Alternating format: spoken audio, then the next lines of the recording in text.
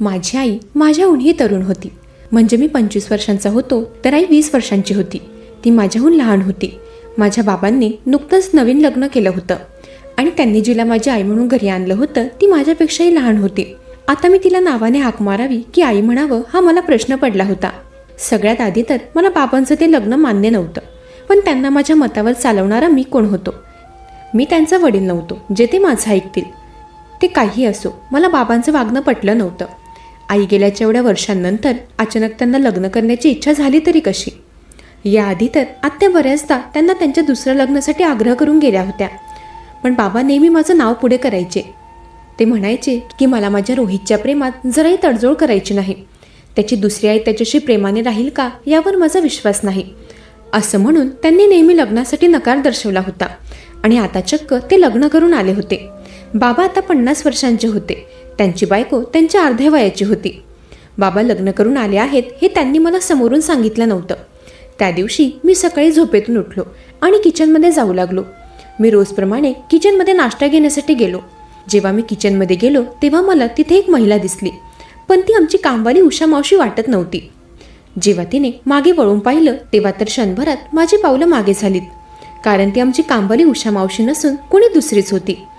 तिला बघून मी क्षणभर घाबरलो. मी म्हणालो, तू कोण आहेस आणि आमच्या घरात तू काय करतेस? उषा मावशीने तुला इथे कामाला पाठवलंय का? तर ती म्हणाली, नाही, मला कोणत्या उषा मावशीने पाठवलेलं नाही, मी तुझी आई आहे. त्या मुलीचं बोलणं ऐकून मी तर गोंधळातच पडलो. मी तिला म्हणालो, तू मला चोर दिसतेस, मी आत्ताच पोलिसांना फोन करतो. उगाच स्वतःला या घराची मालकीण बनवून घेत आहेस. तेव्हा बाबाही घरी नव्हते. त्या दिवशी ते लवकर ऑफिसला गेले होते. मी पोलिसात फोन करण्याआधी मी बाबांना फोन केला व ते सगळं काही सांगितलं. तर बाबा म्हणाले, ती तनू आहे, तुझी आई. ती जे बोलत आहे ते खरं आहे, ती कोणी चोर वगैरे नाही. बाबांचं बोलणं ऐकून मी शॉकमध्येच गेलो, कारण माझ्यासमोर ती कोणी 40-50 वर्षांची महिला नव्हती. ती होती 20 वर्षांची मुलगी. तिने माझ्या 50 वर्षांच्या बाबांमध्ये काय पाहिलं की तिने त्यांना लग्नासाठी होकार भरला. मला तर काही कळत नव्हतं, पण बाबांचा फोनवरचा कठोर आवाज ऐकून मी तिला पुढच्या वाक्याला आई म्हणून हाक मारली. बाबांचा फोन ठेवताच ती माझ्या चेहऱ्यावरील हावभाव पाहून समजली होती की बाबांनी मला तिच्याबद्दल सांगितलं आहे. तेव्हा ती म्हणाली, तू आवरून ये, मी तुझ्यासाठी नाश्ता लावते. तिच्या बोलण्यावर मी काही उत्तर न देता तिथून निघून गेलो. त्या दिवशी मी घरात नाश्ताही केला नव्हता. मी कॉलेजमध्ये रागातच गेलो होतो. दिवसभर माझ्या डोक्यात फक्त आणि फक्त विचार चालले होते. बाबांनी आता या वयात लग्न का केलं असेल, हाच विचार माझ्या डोक्यात येत होता. मला त्या मुलीला आई म्हणून घ्यायचं नव्हतं, त्यामुळे मी तिच्याशी जरा तुटक राहू लागलो. बघता बघता 2 दिवस उलटले. मागच्या 2 दिवसांपासून मी घरात त्या मुलीच्या हातचं जेवण जेवलो नव्हतो, कारण मला फार राग होता. पण बाबा मात्र नाश्ता, जेवण सगळं काही तिच्या हातचं खात होते. मी 2 दिवसांपासून बाहेर हॉटेलमध्ये जेवत होतो. तिसऱ्या दिवशी वैतागून मी आमच्या घरी काम करणाऱ्या उषा मावशीला फोन लावला. ती मुलगी घरी आल्यापासून मावशी आमच्या घरी कामाला येत नव्हत्या. मी त्यांना म्हणालो, उषा मावशी, तुम्ही लगेच आमच्या घरी नेहमीसारख्या कामाला या. तर त्या म्हणाल्या, छोटे मालक, मी आता येऊ शकत नाही, कारण त्या घराच्या नवीन मालकीनबाईने मला सुट्टी दिली आहे. त्यांनी सांगितलं की आता माझं काही काम नाही. उषा मावशीचं उत्तर ऐकून माझी अजूनच चिडचिड वाढली. त्या काल आलेल्या मुलीने घरात तिचा हुकूम गाजवायला सुरुवात केली होती. तेव्हा मी डायनिंग टेबलवर डोक्याला हात लावून बसलो. तोच माझ्यासमोर जेवणाचं ताट आलं. आई मला म्हणाली, रोहित, राग थंड झाला की मग जेवण करून घे. 2 दिवस झाले तू माझ्याशी बोललाही नाहीये आणि घरात काही खाल्लंही नाहीस. अजून किती दिवस बाहेर हॉटेलचं खाणार? मला बाहेरचं जेवण पचायचं नाही आणि रोज असं तेलकट मसालेदार अन्न शरीरासाठी योग्य तर नव्हतं. तेव्हा मला फार भूक लागली होती. मग आई तिथून जाताच मी जेवण करू लागलो. पहिला घास खाताच त्या जेवणामध्ये मला आईची माया जाणवली. जेवण तर फार रुचकर बनवलं होतं. मी पोटभर जेवलो. त्या दिवसानंतर हळूहळू का होईना मी आईसोबत बोलू लागलो. बघता बघता आठवडा उलटला. मला आमच्या घरात काहीतरी अस्वस्थ जाणवत होतं. माझ्यासमोर नेहमी हसरा चेहरा घेऊन फिरणाऱ्या माझ्या तरुण आईच्या आयुष्यात असं काहीतरी घडत होतं ज्याची मला कल्पना नव्हती. त्या दिवशी मी सकाळी लवकर उठलो होतो. मी आता नवीन वर्षापासून जिम सुरू करायचं ठरवलं होतं. त्यामुळे जानेवारीच्या 1 तारखेला उठून मी सकाळी सकाळी जिमला गेलो आणि सकाळी 8 वाजता मी घरी आलो. जेव्हा मी घरी आलो तेव्हा मी पाहिलं आई तिच्या खोलीतून बाहेर येत होती, परंतु तिचा चेहरा नाराज दिसत होता. तिच्या चेहऱ्यावर एक गडद नाराजी होती. काही वेळाने बाबाही त्यांच्या खोलीतून बाहेर आले, पण त्यांचा चेहरा मात्र गंभीर होता. त्यांच्या चेहऱ्यावरील हावभाव मिश्र होते, आनंदाचे, गंभीर, हसरे. म्हणजे मला असं वाटलं की आई बाबांपासून खुश नाहीये, पण बाबा मात्र लग्न झाल्यापासून खुश दिसू लागले होते. असो, जे काय होतं ते त्या दोघांचा आपापसातला विषय होता. मी त्यात लक्ष घालायला नको. त्या दिवशी माझा मित्र मला भेटायला घरी आला होता. अनुराग त्याची नवीन गाडी घेऊन डायरेक्टली माझ्या घरी आला. त्याने मला सरप्राईज भेट दिली होती. अनुरागने तो घरी येतोय याबद्दल मला फोन करून कल्पनाही दिली नव्हती. तो अचानक आल्यामुळे त्याची व आईची भेट झाली. आई किचनमध्ये त्याच्यासाठी कॉफी घ्यायला गेली तेव्हा तो माझ्याकडे कुजबूज करू लागला. म्हणाला, ही कोण? तुझं लग्न वगैरे ठरलं का की लिव्हिंगमध्ये? मी त्याला म्हणालो की अनुराग काहीही काय बोलतोय? मी आणि लिव्हिंग, तेही बाबा घरात असताना? तुला तर माहीत आहे मी जास्त मुलींशी बोलत नाही. आणि ही माझी. त्या शब्दांवर मी अडकलो. 20 वर्षांची तरुण मुलगी माझी आई आहे हे मी अनुरागला कसं सांगावं मला कळत नव्हतं. तो मला वारंवार विचारू लागला. तेवढ्यात आई कॉफी घेऊन हॉलमध्ये आली. बहुतेक तिने आमचं बोलणं ऐकलं होतं. ती म्हणाली, मी रोहितची दूरचे नातेवाईक आहे. आईने माझी लाज राखली. मला वाटलं ती माझी आई आहे असं ती माझ्या मित्राला सांगेल आणि माझ्या ग्रुपमध्ये माझं हसू होईल, परंतु आईने तसं काही होऊ दिलं नाही. तिने माझी लाज राखली होती. अनुराग तिथून जाताच मी आईला थँक्यू म्हणालो. ती म्हणाली, मला माहीत आहे तुला मला आई म्हणायला लाज वाटते, पण तरीही तुझ्या बाबांच्या धाकामुळे तू मला आई म्हणतोय. पण काही हरकत नाही, तुला जर मला आई म्हणायला आवडत नसेल तर तू मला माझ्या नावाने हाक मार. त्या दिवसापासून मी आईसोबत बोलू लागलो. हळूहळू आमचं नातं फ्रेंडली होऊ लागलं. मी तिला बऱ्याचदा माझ्यासोबत मार्केटमध्ये चल म्हणालो. मी तिला हेही म्हणालो की तुला काही खरेदी करायचं असेल तर मी तुला मार्केटमध्ये घेऊन जातो. पण ती म्हणायची मला घराच्या बाहेर निघायचं नाही. तीही आजकालची मुलगी होती. मलाही वाटायचं की तिची इच्छा असेल की आपणही बाकी मुलींप्रमाणे फ्रीली आयुष्य जगावं, पण ती घरातून बाहेर निघायची नाही. मग हळूहळू मी तिच्यासाठी तिला विचारून तिच्या आवडीचे खाद्यपदार्थ आणू लागलो. जेव्हा मी तिच्यासाठी खाद्यपदार्थ आणायचो तेव्हा ती ते आवडीने खायची. हळूहळू आमच्यामध्ये गप्पा गोष्टी सुरू झाल्या होत्या. एके दिवशी मी आईसाठी घरी पाणीपुरी घेऊन आलो. त्यावेळी बाबा घरी नव्हते. आईने आम्हा दोघांसाठी प्लेट्स लावल्या. पाणीपुरी खात असताना तिच्या चेहऱ्यावर एक वेगळाच आनंद होता. बोलता बोलता मी तिला विचारलं की आई, तुला अजून काय काय आवडतं? ती मला तिच्या आवडी सांगू लागली आणि मग म्हणाली, अरे मला आई नको म्हणूस, तुला नाही आवडत ना? तू मला माझ्या नावाने हाक मार, मला आवडेल ते. वाटलं तर तुझ्या बाबांसमोर मला आई म्हण. त्यावेळी तिचा मूड फार आनंदी होता आणि आनंदाच्या भरात ती माझ्याशी फार गप्पा गोष्टी करत होती. बोलता बोलता मी तिला एक प्रश्न केला आणि तो प्रश्न ऐकून ती जागीच थांबली. तिच्या चेहऱ्यावरचं हसू अचानक मिटलं. मी म्हणालो, तनू, माझ्या 50 वर्षांच्या बाबांशी लग्न करण्याची अशी काय मजबुरी होती? माझा तो प्रश्न ऐकून ती थिजली. म्हणाली, याचं उत्तर माझ्याकडे नाही, पण तू या लग्नापासून खुश आहेस का? माझ्या त्या पुढच्या प्रश्नावर तिच्या चेहऱ्यावरील तो आनंद पूर्णपणे गळून पडला. ती ततमम करू लागली. हो बोलावं की नाही हेही तिला कळत नव्हतं. मग तेव्हा तिला धीर देण्याकरता मी तिच्या हातावर हात ठेवला आणि क्षणात तिच्या डोळ्यातून पाणी आलं. ती म्हणाली, रोहित, मला भीती वाटते रे, त्या रात्रीची. एवढं बोलून ती तिथून उठून निघून गेली. भीती वाटते त्या रात्रीची? या शब्दाचा अर्थ काय? मला वाटलं ती रात्री तिच्या खोलीत घाबरत असावी आणि ती भीती बाबांचीच असेल. आजकाल सारख्या वयाचे जोडपे असले तरी मुली नवऱ्याला घाबरतात आणि इथे तर वयाचं दुप्पट अंतर होतं. त्या दिवसापासून नकळत माझं लक्ष बाबांच्या खोलीवर जाऊ लागलं होतं. एकदा तर मी आईला रात्री रडताना तिच्या खोलीतून बाहेर येताना पाहिलं. रडत रडत ती किचनमध्ये गेली. त्यावेळी मला तिला विचारायचं होतं की तू का रडत आहेस? तुला नेमकी भीती कसली वाटते? बाबा काही करतात का? म्हणजे ते काही बोलतात का ज्याची तुला भीती वाटते? मला तिला प्रश्न तर खूप करायचे होते, पण मी विचारू शकलो नाही, कारण तिच्याजवळ जाण्यासाठी मी एक पाऊल पुढे टाकलं तोच बाबा मला त्यांच्या खोलीतून बाहेर येताना दिसले. ते तनूला हात धरून पुन्हा त्यांच्या खोलीत घेऊन गेले. त्यावेळी तिच्या डोळ्यात अश्रू होते.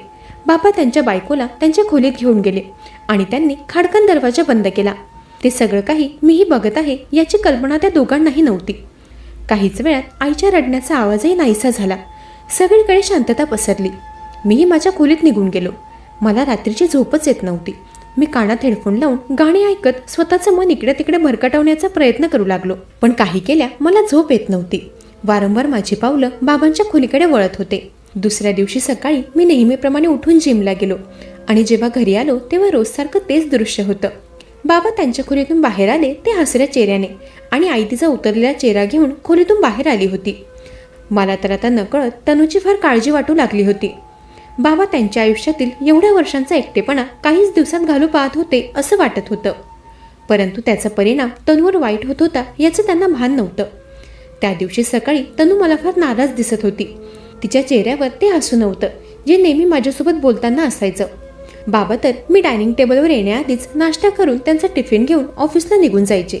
माझ्या बाबांकडे पैशांची कमी नव्हती आणि बहुतेक त्याच पैशांच्या जोरावर त्यांना एवढी तरुण आणि सुंदर बायको मिळाली होती. तनू दिसायला खूप सुंदर होती. त्यातल्या त्यात ती तरुण असल्यामुळे तिचं रूप अजूनच खुल्लं होतं. तिच्यावर कुठलाही रंग फार शोभून दिसायचा. त्या दिवशी ती नाश्त्याच्या टेबलवर माझ्याजवळ थांबलीच नाही. मला नाश्ता देऊन ती तिथून निघून गेली. मलाही कॉलेजसाठी वेळ होत होता म्हणून मी तिच्याशी गप्पा करायला किंवा विचारपूस करायला थांबलो नाही. पण तिला खुश करण्यासाठी कॉलेजवरून घरी येताना मी तिच्यासाठी छानसा अनारकली ड्रेस घेऊन आलो. तो लाल कलरचा ड्रेस पाहून तनू आई फार खुश झाली होती. आनंदाच्या भरात तिने मला प्रेमाने मिठी मारली. जेव्हा ती माझ्यापासून बाजूला झाली तेव्हा ती तिच्या आनंदात होती. म्हणाले, रोहित, मला वाटलं होतं तू तर तुझ्या बाबांपेक्षाही खडूस असशील, पण तू तर खूप छान आहेस. तुझा स्वभाव किती छान आहे ना. तू मला किती समजून घेतोस, माझ्यासाठी किती छान भेटवस्तू आणतोस. तेव्हा तिने समोरून मला प्रश्न विचारण्याची एक संधी दिली होती. मी बोलता बोलता म्हणालो, म्हणजे बाबा असं नेमकं कुठल्या प्रकारचे खडूस आहेत? नेमका तुला बाबांचा असा कसला अनुभव आहे? तेव्हा ती पुन्हा शांत झाली. म्हणाली, जाऊ दे, तू का उगाच वारंवार तुझ्या बाबांबद्दल मला प्रश्न करतोयस? माझ्यापेक्षा तू त्यांना जास्त ओळखतोस, मग तरीही मला का प्रश्न करतोस? आता तू माझ्यासाठी एवढं छान गिफ्ट आणलंयस, त्याचा आनंद मला घेऊ दे. काहीच वेळात तनू तो ड्रेस घालून माझ्या समोर आली. त्या ड्रेसमध्ये ती खूप छान दिसत होती. गेल्या काही दिवसांपासून काय माहीत का, पण मला आई आणि बाबांच्या नात्यामध्ये एक वेगळाच इंटरेस्ट येऊ लागला होता आणि तो नेमका कुठल्या प्रकारचा होता हे मलाही समजून येत नव्हतं. त्या दिवशी माझ्या डोळ्यांसमोर सारखा तनूचा चेहरा फिरत होता. तिच्यावर तो लाल कलरचा अनारकली फार शोभून दिसत होता आणि तिचं तेच रूप वारंवार माझ्यासमोर येत होतं. त्या दिवशी ही रात्री माझ्या कानावर तिच्या रडण्याचा आवाज आला. बाबांच्या खोलीत नेमकं काय होतं की आई रात्री रडत असते?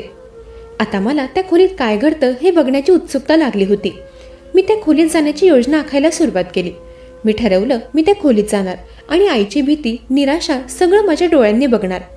मग पुढे 2 दिवस मी आईच्या आणि बाबांच्या वागण्यावर लक्ष दिलं. बाबा नेमकं कधी खोलीत जातात या सगळ्या गोष्टींकडे मी बारकाईने लक्ष दिलं आणि 3ऱ्या दिवशी मी बाबांचा नाईट सूट घालून बाबा खोलीत नसताना त्यांच्या खोलीत शिरलो. मला वाटलं होतं मी खिडकीच्या दिशेने उभं राहून आई खोलीत येताच तिला बाबा बनून प्रश्न विचारेल आणि मला जे जाणून घ्यायचं होतं ते जाणून घेईल. परंतु मी जे ठरवलं होतं सगळं त्याच्या उलटच झालं आणि जे व्हायला नको होतं तेच घडलं. काही वेळात आई खोलीत आली. मी कपाटामागून बाहेर येणारच होतो, तोच बाबा त्यांच्या खोलीत शिरले. त्यांना पाहून मी आहे त्या जागेच लपून राहिलो. काही मिनिटातच माझ्या कानांवर आईचा रडण्याचा आवाज आला. ती बाबांना म्हणाली, अहो, तुम्ही तुमच्या मित्राला मला विकणार आहात का?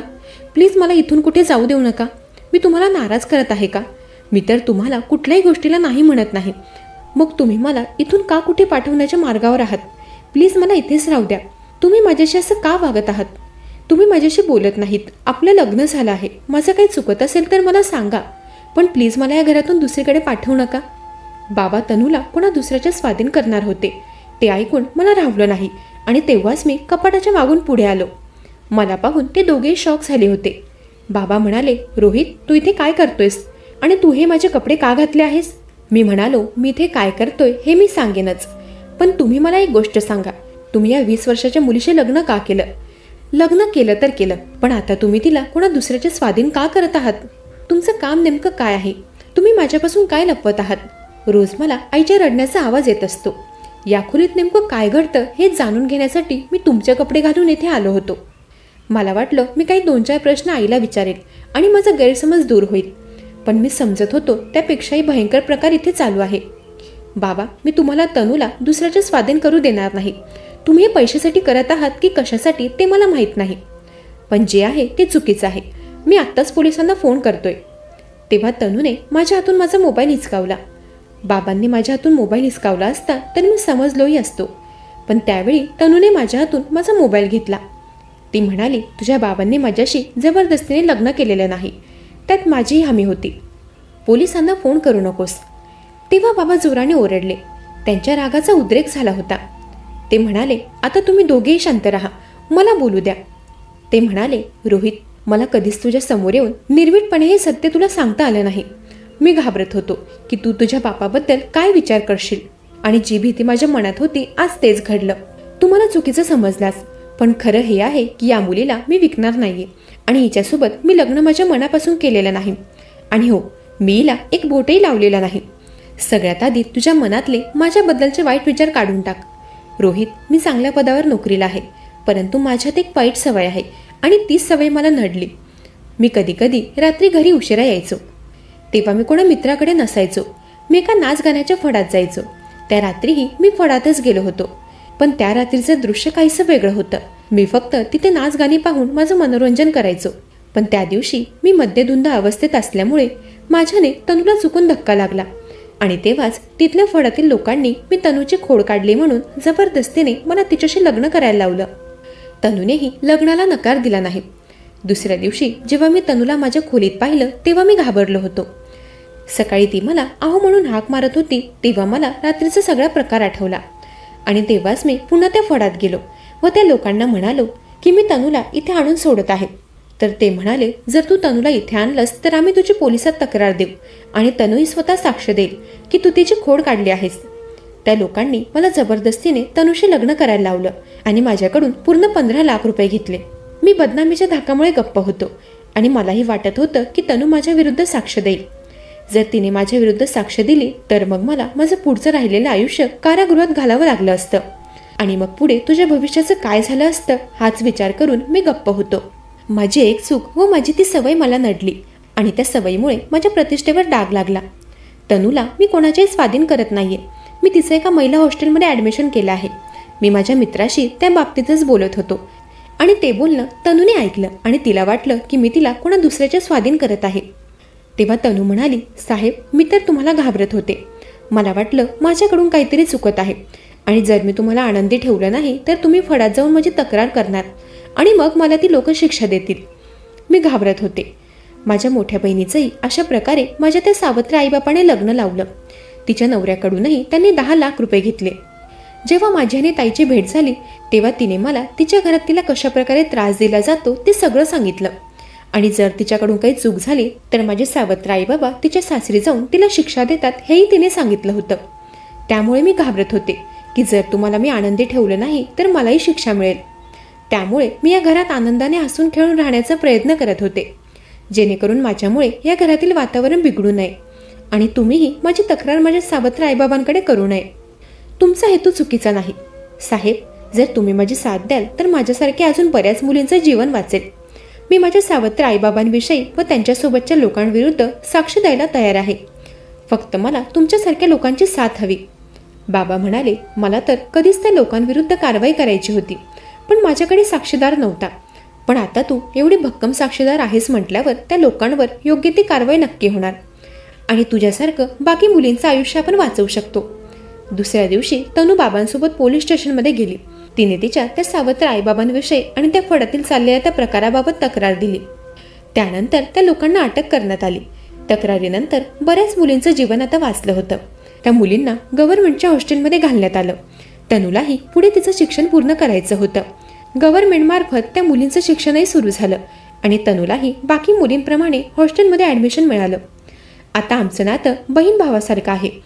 बाबा तर तिला मुलीप्रमाणे मानतात. आता दर महिन्याला आम्ही नियमितपणे तनूला भेटायला जातो. तीही आमची तेवढ्याच आतुरतेने वाट पाहते. तनूचं लग्न मी चांगल्या घरात लावून देणार असं बाबांनी तिला प्रॉमिस केलं होतं. बाबांकडून जेही झालं ती चूक होती. अशी चूक जिने बाबांना आयुष्यभरासाठी एक चांगला धडा शिकवला. माणसाकडे पैसा व नाव हे सगळं असलं तरी काही लोकांमध्ये काही वाईट सवय असतात. त्या सवयींच्या आहारी गेला तर एवढ्या वर्षात कमवलेलं नाव धुळीस मिळायला वेळ लागत नाही, हे आजच्या कथेतून लक्षात आलं. त्यामुळे चुकीच्या सवयींना वेळीच आळा घाला, नाहीतर कधी कधी असल्या सवयी वर्षानुवर्ष कमावलेली प्रतिष्ठा क्षणात मिटवून टाकतात. मंडळी, कशी वाटली ही कथा? ऐकत रहा मनाचे बोल.